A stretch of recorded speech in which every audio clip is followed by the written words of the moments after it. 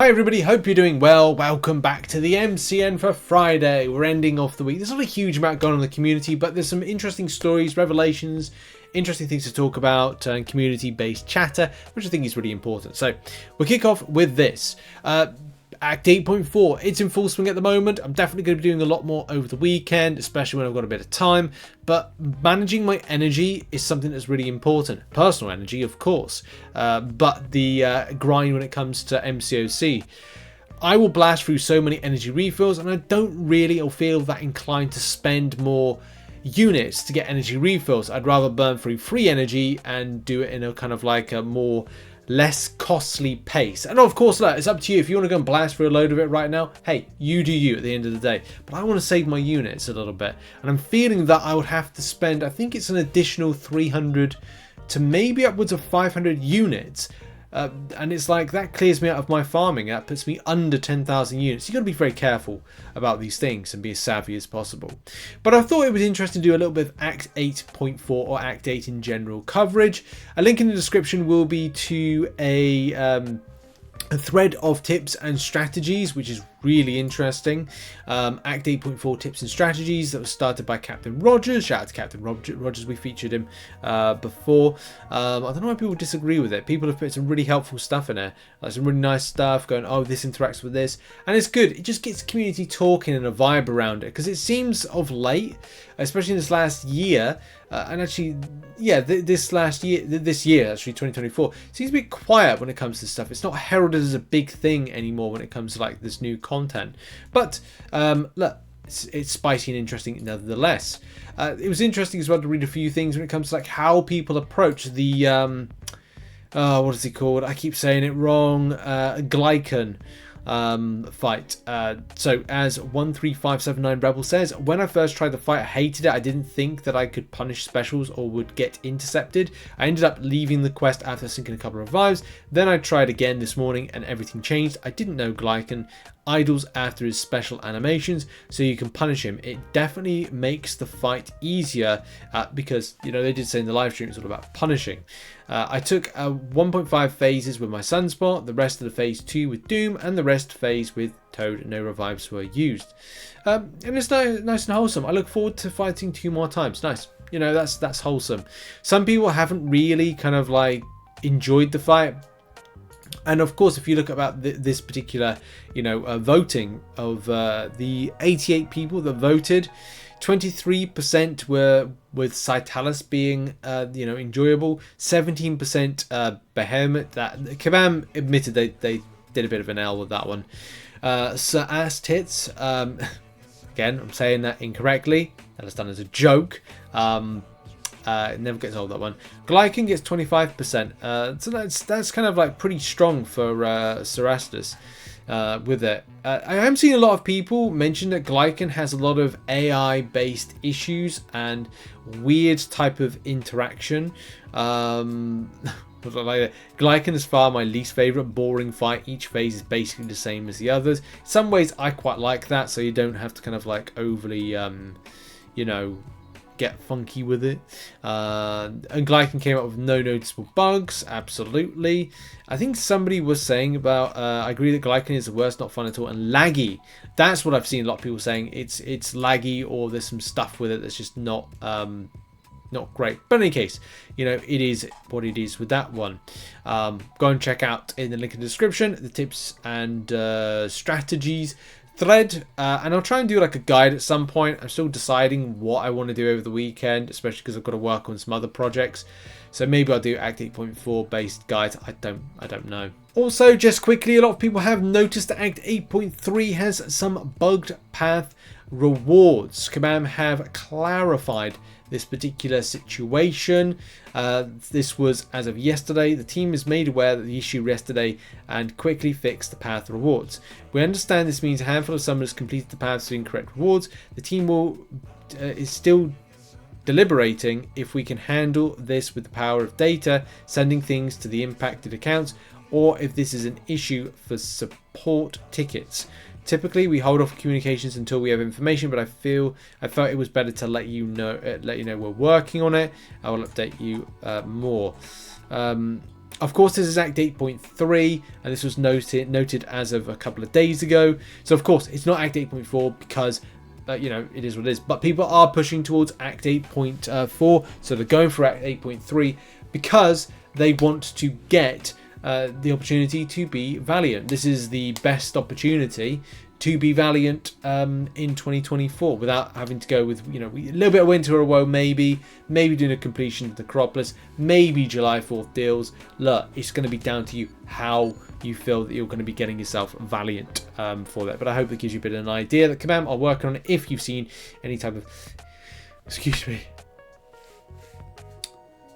incorrect rewards. Just onto the subject of Alliance Wars. So first of all, Alliance Wars Season 49 is going to start as of April 10th with the pre-season kickoff, which we're in full flow at the moment. Scoring update, as you know, the season starting on the 24th of April. So Kabam have said, now I don't know if this is changed again, but this is, as you know, they said they were going to change it. Defender diversity. We have seen a trend of Alliance relying on particular stubborn recent defenders, resulting in multiple copies being placed in defenders on path. This is unintended behavior, and you naughty people. Oh, you so naughty for doing that. Incentivize diverse paths. We have increased the potential points awarded to defender diversity. Will be increasing the amounts from 30 points per defender to 270 points, the equivalent of 3 attack bonuses. So, yeah, I think this is just like a million. Oh, that's a bit excessive. You know, a large quantity of bullseyes, of serpents, of maestros, of the other painful ones, kindreds. The list goes on with kind of ones that could be frustrating in any kind of way. It's still Magic Thief and Magica. Tactic champions. We added a new champion, 4 new champions in season 48, and wanted to formally call it out in a changelog. We highlighted the new attacking champions in bold.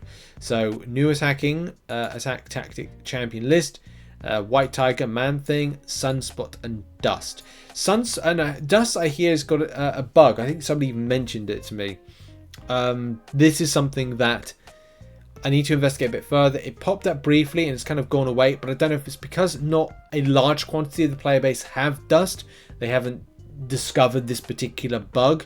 It's definitely been something that was on a particular place. You might have already seen it and know what I'm alluding to. I don't want to mention too much about it because it could be beneficial to the player, but shh, don't say anything. We'll have to wait and see. Bans, Blacklist Bishop and Kushala. I'm annoyed about Bishop being on there, to be honest. Whitelist, Ghost and Scorpion. Okay. For Elite. Expert, Bishop and Iceman for the Blacklist. Oh, come on. I like Iceman in this. And Blacklist again, Iceman. Well, I'm not happy about that. Whatever.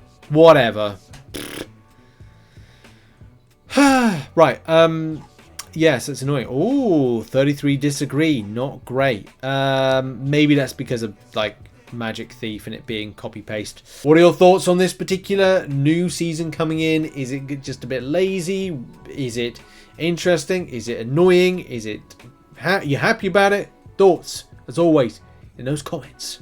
And we're just going to end the video with talking about something that I did mention in a full video yesterday, but I thought it's probably best to make sure that we've done a double mention of it in the MCN because I'll just touch on it in a shorter amount of time. So as you know, the rewards for Alliance Wars have had this this rewards bump compensation, and the explanation from it because people have looked at it and gone, okay, it's a bump. Every alliance, 1 reward tier at the end of the season, so you go up. But people, of course, have come in to collect them and notice, well, they're not as spicy as you would have hoped. The main bit of communication breakdown is largely through the following. So if you were going into Alliance Wars, which we're going to do right now, and you would click on, for example, or not there, but you click on your season and you kind of go season rewards and go, okay, well, and I'll give you an example. I got Platinum 3. So Platinum 3 is okay for Shatter, 9120 Tier 4 Alpha, but Platinum 2 is what I should have got in theory. Unfortunately, that theory is removed because this is already what Kabam have kind of tipped as the next tier up of rewards. So, in fact, looking at this right now, Platinum 3, which we're looking at the moment, should be Platinum 2, and that's how apparently it should go. Further clarification on this comes from Kabam, who say the following. Actually, this one, where is it? It's here. Is better. So Kabam Crash said the rewards you receive should have included the rank bump. Please double check your rank reference. If you are platinum above, you can just use the number of shatter tokens. If they are incorrect, submit a ticket. But it is relevant based on the following. So for example, when I did my video yesterday, I had 4 loyalty shatter. On the rewards update tab, which you go to in game, you can find in game, it says that the 4 loyalty shatter tokens plus the 9120 tier 4 alpha is meant to be a platinum 2 based reward. So that's where the mistake is. It's not really a mistake. I think it's not the greatest of communication on the factor. Maybe Kabam could have taken something like this and this right here, because this basically, if you hadn't seen this particular thread right here, or this kind of post that Kabam did back on the 28th of February, or what Kabam Crashed post, you wouldn't know that you have already been pre-bumped up on those particular rewards. So Kabam have kind of let us know this is the reason behind you seeing the rewards you have. And the fact is, if you go in game and have a look at what the season rewards are now, it won't align with what you think you should be seeing. This is what Kabam is saying. They would obviously say, as I said, I should be getting Platinum 3. Platinum 3 is not. Platinum 3 is Platinum 4's rewards. So I should have been getting Platinum 4's and not Platinum 3's. If you've not grasped that, I'm sorry. It's not my fault, it's Kabam's. They didn't really explain this to a degree that everybody would understand. I get it, but that's only because I've read this thread right here, and of course the same thing with the Kabam's responses, that I get how they've done it. It's just not very clear, and of course it leads to some very bad communication and understanding from the player base. And as somebody messaged me on Twitter, it's the phrase that I like when I was doing my management degree.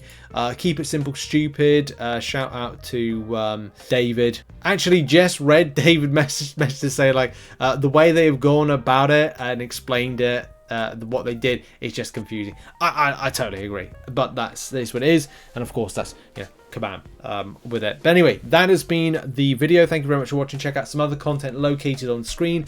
Have a lovely Friday and weekend, and should be some more videos posted very, very soon. And yeah, see you later. Thanks for watching, and goodbye for now.